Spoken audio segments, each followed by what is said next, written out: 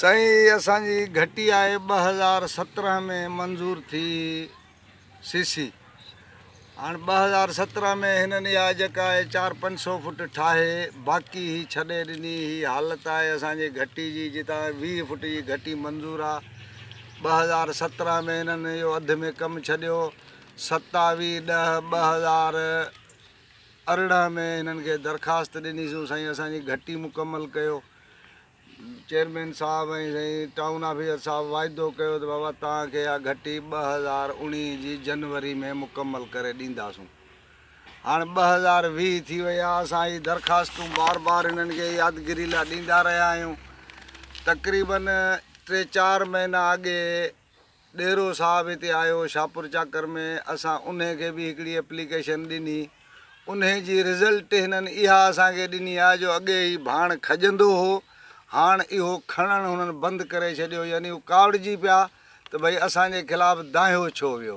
हाणे असां मजबूर थी हिते वेठा आहियूं। ही साम्हूं घटियुनि जी तव्हां हालत ॾिसो। ही घटी ठहियल कोन्हे को, गंदगी जा ढेर पिया आहिनि। ऐं ही नंढड़ा ॿार असांजा आहिनि, इहे तव्हां ॾिसी वठो। ही ईंदा आहिनि 15-20 ॾींहंनि खे बाहि ॾेई हलिया वेंदा आहिनि। पोइ नंढा ॿार जेके आहिनि असांजा हिते रांदि कंदे कंदे उन बाहि में घिड़ी था वञनि ऐं उहे सड़ी विया आहिनि। हीअ असां वटि छोकिरो वेठो आहे जंहिंजा 2 पेर सड़ियल आहिनि। हू साम्हूं खसकियलनि जा 2 छोकिरा इन में सड़िया आहिनि। हिते दाहण कूकण वारे जो को बि दाद फ़रियाद कोन्हे को। असां नची कुॾी ऐं उमराणी साहब खे काउंसलर चूंडियो, जंहिं ते अलाह जी महिरबानी थी ऐं उहो चेयरमैन साहब थियो। हाणे ही चेयरमैन जो वार्ड आहे जंहिंमें न का नाली साफ़ आहे, न को घटी ठही आहे, न को वाटर सप्लाई जो इंतज़ाम आहे। असां वञूं था उते टाउन वारा असांखे ॾिसी हाणे खिलनि था त यार हा ताईं हलो तव्हांजो कमु थी वेंदो। पर जेॾी महिल बि असीं आहियूं त भाई भाण खणायो चवंदा आहिनि। असांजो उहो जेको खणण वारो ट्रैक्टर आहे न उहो ख़राबु थी वियो आहे। चंबो जेको आहे जंहिंसां ट्राली भरबी आहे उहो ख़राबु थी वियो आहे। ठहे त पोइ ईंदासूं। हालांकि सॼे शहर मां उहो ई उन ई ट्रैक्टर ते सॼो गंद किचिरो खयो वञे थो। हाणे असां सां इहो हिननि ज़िद कयो आहे त भई तव्हां दरख़्वास्त छो कई, इन करे ही घटी तव्हांजी वरी ईंदड़ हुकूमत में ठहंदी। सो असांजो मुतालबो आहे पुरज़ोर आला अख़्तियारियुनि खां। DC साहब खे असांजी अपील आहे साईं हिन जी इंक्वायरी कयो। सेक्रेटरी बल्दियात खे असांजी गुज़ारिश आहे साईं तव्हां असांजी इंक्वायरी करे छो असांजो थियो। हिकिड़ी नाली असां हितां ठाराई मंज़ूर करायूं। 2 साल नाली खे ठहिया आहिनि, जंहिंजी अॼु ताईं पाणी पुछड़ी न कई आहे। उहो नाली जो पाणी उन में ई बीठो आहे ऐं अॼु 2 सालनि खां पोइ बि उन नाली जो पाणी मेन नाली में निकाल न थी सघियो आहे। ऐं उहो पाणी जेको आहे सो घरनि में वञे पियो, हेठि छितियुनि में भितियुनि जे पाड़ुनि में जायूं किरण ते अची वियूं आहिनि। बहरहाल असांजी अपील आहे त महिरबानी करे हीअ असांजी जेका मंज़ूर थियल आहे घटी 2017 में, हाणे 2020 थी वियो आहे। हाणे ख़ुदा जे वास्ते असांजी घटी पकी कराए ॾिनी वञे ऐं जेके रहियल घटियूं आहिनि उन्हनि जो कमु करायो वञे। जीअं अॼु वार्ड नंबर 6 जेको आहे शाहपुर चाकर कामिल शाह कॉलोनी में तरक़ियाती कम लाइ हिते फंड आया आहिनि। तक़रीबन शाहपुर चाकर टाउन में जेको आहे ऐं जेको आहे वाटर सप्लाई जो तलाउ जो मंज़ूरी थियो आहे ऐं ॿिया स्कीमूं बि जाम आया आहिनि। हिते उहो कमु थो थिए वोट वठण जे टाइम सभु को अचे थो। असांजो अॻवान अमीर बश्क उमराणी बि आहे हिन वार्ड जो, जंहिंमें चेयरमैन जेको आहे अब्दुल गफ़ार उमराणी हींअर चेयरमैन थियो आहे। UC 6 जो उम्मीदवार बि हो। मां तालिब हुसैन उमराणी पाकिस्तान पीपल्स पार्टी शहीद भुट्टो जे टिकट ते UC 6 जो उम्मीदवार हुउसि। बहरहाल अलाह उनखे नवाज़ियो आहे त ग़रीब आवाम सां इंसाफ़ करे, पंहिंजा नवाज़ी न करे। ही गंद किचिरो आहे, 10 चकर ही ॻोठाणा बि विया। असां बि इन जे लाइ आवाज़ु उथारियोसीं। कुझु असांजा बि वोटर हिते आहिनि, उन्हनि आवाज़ु उथारे असां वटि पहुता। असां वियासीं टाउन ऑफिसरनि वटि ऐं चेयरमैन वटि। बाबा तव्हां किचिरो खणायो, नालियूं ड्रेनिंग सिस्टम तव्हां पंहिंजी जेको आहे नवाज़ी करे उहे जेके घटियूं आहिनि उहे तव्हां ठाहे छॾिया आहिनि। बाक़ी कहिड़ो ॾोह कयो आहे कॉलोनी, पूरी कॉलोनी में आवाम रहे थो ऐं सभु आवाम असांजा वोटर आहिनि। असांजे बिरादरी जे हिसाब सां मरणो परणो असांजो गॾु आहे हिननि सां। उन जे बावजूदि उहो किचिरो उते पियो आहे, उनखे बाहि ॾेई था वञनि। हिते असांखे अॻे बि शिकायतूं मिलिया आहिनि, कुझु नंढड़ा ॿार सड़िया आहिनि। वरी जेको आहे हीउ सॼो जेको आहे कॉलोनी जा माण्हू विया आहिनि चेयरमैन वटि, त बि उन्हनि को ॻाल्हि कोन ॿुधो आहे। महिरबानी करे जेको जाइज़ मसइला आहिनि अवाम जा उहे हल कनि, ऐं नालियूं ड्रेनिंग सिस्टम ठेकेदार उहे आहिनि जेके उन्हनि जा पंहिंजा नवाज़ आहिनि, त 10 फुट ठाहिनि था त 50 फुट छॾे था वञनि, उनजो पेमेंट बि उहे वठी विया आहिनि।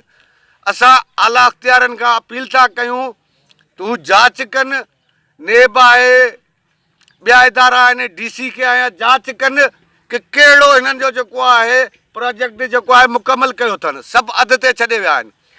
6 वार्ड में मकुरानी पाड़े में सिर्फ़ु 15 घर रहियल आहिनि, बाक़ी जेके पीपल्स पार्टी ज़रदारी लीग जा हुआ उन्हनि जूं नालियूं ठही विया आहिनि। उहो नाली अॼु ताईं इस्तेमालु न थियो आहे। मेन नाले ताईं उहो नाली नथो पहुचे, छो कि हुनजो जेको आहे न इंजीनियर हो, न को सर्वे करण वारो हो। अहिड़े हिसाब सां ठाहियूं जो वापसि उहो पाणी वरी घरनि में पियो वञे। हिते बि कामिल शाह कॉलोनी में बि इहा जेके बि ड्रेनेज सिस्टम जा नालियूं ठाहिया अथनि, पुराणे नालनि ते पुराणा सिरूं जेके नाकारा घरनि मां निकितल उहे ठेकेदार खणी अची हणी, असां पाण असां वटि प्रूफ पिया आहिनि, उहे हणी जेको आहे 2-2 सिरूं उन ते जेको आहे 4 रेड़ा बजरी जा, 1 चमचो बेलचो जेको चवंदा आहियूं, उहो बेलचो सीमेंट जो पिया आणनि। बाबा हीउ कहिड़ो ज़ुल्म आहे? हीउ नाइंसाफ़ी न कयो। तव्हां बि भला खाओ था त कुझु त इंसाफ़ त कयो, एतिरो त नाइंसाफ़ी न कयो। तव्हां भले जेको आहे जांच कनि आला ऑफिसर, असां उन्हनि खां मुतालबो था कयूं, DC खां मुतालबो था कयूं त हीउ मसइलो हल कनि, न त असां ॿीहर रोडनि ते गॾु हिन दोस्तनि सां गॾु हूंदासीं। असांजा सभु ॿाहिरि आहिनि, सभु वोटर आहिनि। वोट हर कंहिंजो मर्ज़ी आहे, कंहिंखे बि ॾे, दिलि जो आहे, पर इहो न आहे त तव्हां नाइंसाफ़ी न कयो, अवाम सां नाइंसाफ़ी न कयो। अॼु उस्ताद मोहम्मद सालिह झुलण जे तरफ़ां जेको टाउन कमेटी शाहपुर चाकर जे वार्ड नंबर 6 कामिल शाह कॉलोनी जो रहवासी आहे ऐं हितां जो समाजी कारकुन बि आहे, अॼु जेका आहे अलामती बुख हड़ताल जो एतमाम कयो आहे साईं, असां उनजी भरपूर हिमायत कयूं था। ऐं इन हिमायत जे इज़हार यकजहती जे लाइ असां अॼु हिते गॾु थिया आहियूं। असां शाहपुर चाकर जे टाउन कमेटी जे जेको बि आवाम आहे, ग़रीब आवाम आहे, उन्हनि सां असां गॾु आहियूं।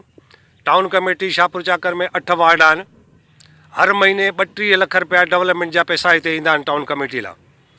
4 लख रुपया फ़ी वार्ड जे हिसे में अचनि था, पर अॼु ताईं असांखे ख़बर कान्हे का त उहे 4 लख वार्ड जा किथे था ख़र्च थियनि। पेट्रोल इन्हनि ट्रैक्टर जेके हलनि था उन जे नाले ते इस्तेमालु कयो थो वञे। असांखे त इहा बि ख़बर पई आहे त काउंसलर जेके आहिनि उन्हनि खे मोटरसाइकिल जूं पर्चियूं पेट्रोल जूं मिलनि थियूं, बाबा 10 लीटर वठो, तव्हां वञी वठो। असांखे इहे बि इतलात आहिनि त 7 काउंसलर जेके आहिनि 10,000 रुपया फ़ी महीने में हिकु काउंसलर वठे थो पैसा। बाबा तव्हां चुप रहिजो। हीअ जेके बि नालियुनि जा या ठीका जेके थियनि था, इहे काउंसलर पाण था कराइनि। नालो ॿियनि जो आहे पर ठेकेदार जेके काउंसलर जा आहिनि, जीअं पैसा अचनि था उहे अॻु में काउंसलर वग़ैरह चए बाबा हीअ असां नाली ठही पई आहे, हिकु रास ठाहियो पियो आहे ऐं असां पैसा ख़र्चु कया आहिनि, यकदमि पैसा असांखे ॾियो। उहे पैसा कूड़ा बिल ठहनि था, उहे उन्हनि जे खे मिलियो था वञनि।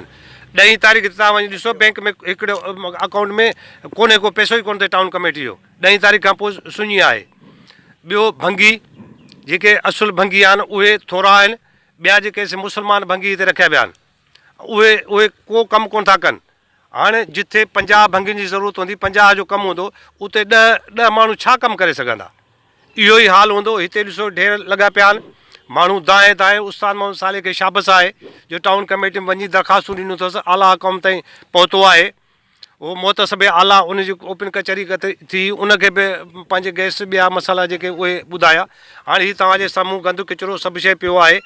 असांजो हक़ु आहे, असां ही ॾियूं था, हितां जो अवाम टैक्स ॾिए थो, को ही को थोरो कोन था कनि। हीअ पंहिंजे को ॿनी जो पैसा को असांजे हिते कोन था लॻाइनि। हीअ गवर्नमेंट जो पैसो आहे ऐं गवर्नमेंट जो पैसो अवाम थो ॾिए। असां पंहिंजे आला हकाम सेक्रेटरी लोकल गवर्नमेंट, ज़िले जो डिप्टी कमिश्नर, तालके जो असिस्टेंट कमिश्नर ऐं जेके बि आला अख़्तियारियूं आहिनि, नैब आहे, एंटी करप्शन आहे, उहे जांच कनि त भई काॾे थो वञे माल जेको हर महीने थो मिले 32 लख रुपया आहे। ऐं OZT शेयर जेके ही नाका हूंदा अॻे नाका वठंदा, उन जो हींअर हर 3 महीननि खां पोइ हिन खे 36 लख रुपया मिलनि था। उहे काॾे था वञनि? भले तव्हां ख़र्चु कयो जिते तव्हांखे मर्ज़ी अचे, भले 5 खे नवाज़ो, भले नवाज़ो, पर कमु त सही कयो। ही ग़रीबनि तव्हांखे वोट ॾिना आहिनि, हाणे केरु ग़रीबनि खे कोई पुछे ई कोन थो। असां हर हालत में, हर ॻाल्हि में हिन पाड़े वारनि सां गॾु आहियूं। अॼु ही अलामती बुख हड़ताल आहे, असां आया आहियूं। वरी बि जेको बि हिन जो लाइ अमल हूंदो, रोड बंदि कंदा, असां रोड बंदि करण लाइ तयारु आहियूं। बुख हड़ताल जिथे चवंदा असां कंदा आहियूं, जिथे डिप्टी कमिश्नर ॾे हलण लाइ चवंदा असां हाज़ुर आहियूं। जहिड़ो असांजो हाल आहे असां हाज़ुर आहियूं। असां इहो कोन था चऊं त असांखे घणनि वोट कोन ॾिना आहिनि या छा आहे, वोट जी ॻाल्हि ई कान्हे का, हिते पार्टी बाज़ी जी ॻाल्हि ई कान्हे का। हे अवामी मसाइला आहिनि, अवामी मसाइला में असां हिननि सां गॾु आहियूं। ऐं इंशाअल्लाह ताला उस्ताद मोहम्मद साले यकीन रखे त असां हिन सां हर हालत में गॾु आहियूं। जावेद मलिक PTI तहरीक इंसाफ अवान शाहपुर जाकर उस्ताद साले जी कावशनि खे असां जेको ख़ैर मक़दम था कयूं। जेका दोस्त हिते सभु आया आहिनि, हिननि जो बि शुक्रिया। हिन जेकी गॾिजाणी थी आहे असांजे वार्ड नंबर 6 में, हिते जे मसाइल ते असां जेको आहे हिन ते साले उस्ताद जो तमामु शुक्रिया अदा कयूं था। ऐं कोशिशि हिननि सां गॾु आहियूं ऐं सभिनि सां जेका बि इक़दामात हूंदा सभु संगत जा। ठीकु आहे, हिन पार्टी जो चकर आहे कोन, सभु दोस्त वेठा आहिनि। असांजे शहर जो मसइलो आहे, हिन में असां सभु गॾु आहियूं। इंशाअल्लाह मिली करे जेको आहे असां हिते जा मसाइल हल करण जी भरपूर कोशिशि कंदासीं ऐं हिकिड़े ॿिए जो साथ ॾींदासीं। हिन में पंहिंजे शहर जे हिसाब सां, चाहे उहो वाटर सप्लाई जो मसइलो आहे या घटियुनि जो मसइलो आहे, कचिरे जो मसइलो आहे, जेका बि मसाइल आहिनि असांजा, उहे असां सभु एहतियात करे इंशाअल्लाह अॻिते जे लाइ कोशिशि कंदासीं कि गॾिजी जेको आहे पंहिंजो सभु गॾिजी जेको आहे इन ते जेको आहे पुरतमाद तरीक़े सां कमु कयूं। मेरा नाम मोहम्मद तौफीक खानज़ादा, मैं MKM यहाँ पर शाहपुर जाकर का इंचार्ज। आज बड़ा अफसोस से कहना पड़ता है जब हम अपने शहर की इन गलियों में घूमते हैं, और ख़ास तौर पर ये वार्ड तो इस ख़ास तौर पर इस अहमियत का हामिल है कि यहाँ पर 2 काउंसलर यहाँ कर हैं। एक का घर यहाँ पर है, एक का घर यहाँ नहीं, लेकिन वो चेयरमैन है इस पूरे शहर का, गफ़ार उमरानी साहब। अफसोस से कहना पड़ता है 2017 में ये मंजूर हुआ ये घिट्टियों ये गलियाँ बनाने के लिए, लेकिन आज तक इस गली का ये हाल है कि यहाँ के जो बच्चे बीमार होते जा रहे हैं। यहाँ कचरों का ढेर लगा हुआ है। आपकी मुकम्मल 4 साल आज हो गए, सब्र का पैमाना लबरेज़ होकर आज उस्ताद साले झुल्लर ने जो हिम्मत की और मोहल्लेदारों को इकट्ठा करके आज इस तरफ जो बुलाया है कि खुदारा देखो 4 साल से हमने सब्र किया, इन गलियों की हालत देखो। आपको मुकम्मल मैंडेट आपका मिला, 15 साल से आपकी सिंध में हुकूमत है। आप इन यही वही लोग हैं, इधर वही लोग रहते हैं जिन्होंने आपको नुमाइंदा बनाया यहाँ का, आपको वोट दिए, आप उनके साथ ये जुल्म कर रहे हैं। लेकिन उन्होंने फिर भी सब्र किया। 4 साल हो गए, 17 में ये मंजूर हुई घटिया, ये बन चुकी कागज़ों में। कब तक जुल्म करोगे? रोटी कपड़ा और मकान के नाम पर जो शहीद साहब ने जो ये नारा लगाकर आवाम के लिए उठे थे, उसकी रूह को ना तड़पाओ। ये जो तुम जुल्म कर रहे हो उनके साथ, आपने रोटी कपड़ा मकान तो बनाने का कहा, लेकिन अपना बनाया। आपके पास अपनी बंगले हैं, आपके पास अपनी गाड़ियां हैं, आपके पास हर चीज़ है। जो आपके जीतने पर जश्न मनाते हैं ये लोग, आपने उनके गलियों के सामने कचरों के ढेर लगा दिए। आपने इतने जरासीम इधर पैदा कर दिए कि वो बीमार होकर जो है ना अस्पतालों में जाएं तो अस्पतालों में उनके हालात ठीक नहीं, कहाँ जाएं? आपके लिए खुशियाँ मनाते हैं ये, आपको वोट देकर नाचते हैं रोडों पर, आपके हक में नारे लगाते हैं। आपने इतना जुल्म किया, अपने तो महलात बना लिए। सिर्फ आप गाड़ी पे आते हैं, टाउन कमेटी जाते हैं, वहाँ से फिर अपने गाँव चले थे। क्यों? आपका ताल्लुक शहर से नहीं है। अगर आप शहर से ताल्लुक़ होता है तो आप अपनी गली का, अपने मोहल्ले का, अपने रस्तों का, अपने रहने वाले दोस्तों का, जो आपको नवाजते हैं, जो आपको इज़्ज़त देते हैं, उनको इज़्ज़त देते। ये इतना जुल्म आपने किया, लेकिन इन्हों की बर्दाश्त को सलाम है। ये आज भी जिये भुट्टो करने वाले हैं, आज भी जिये भुट्टो का नारा लगाते हैं, लेकिन आपने जिये भुट्टो के नाम पर जो इनके साथ जुल्म किया है, इसका हिसाब कौन देगा? इधर भी देना है आपको, रोज़े क़यामत में भी देना है। आप अगर किसी के रास्ते तंग करोगे तो आपके लिए बड़ी मुश्किलात पैदा होंगी। आज ये आपको इतना ओहदा न मिला, आप यहाँ पर चेयरमैन हैं, लेकिन उसके बावजूद आज जलील हो रहे हैं, क्योंकि आपके पास ये आपकी जो आवाम है हल्के की, वो बैठ के आपके खिलाफ एहतजाज कर रही है। आपको तो ये होना चाहिए था कि आप भी यहाँ पर आते और कहते हैं कि भाई हमें अपने मोहल्ले को सुधारना है, हमें अपने गलियों को सुधारना है। आप शहर को ना सुधारें, जहाँ से जीते हैं, जहाँ से वोट मिले, वो तो सुधारें कम से कम। आपसे इतना भी नहीं होता। ये आज बुजुर्ग यहाँ पर बैठे हुए हैं, इस मोहल्ले के इज्जतदार शख्स आज कचरे के पास आकर बैठे हुए हैं।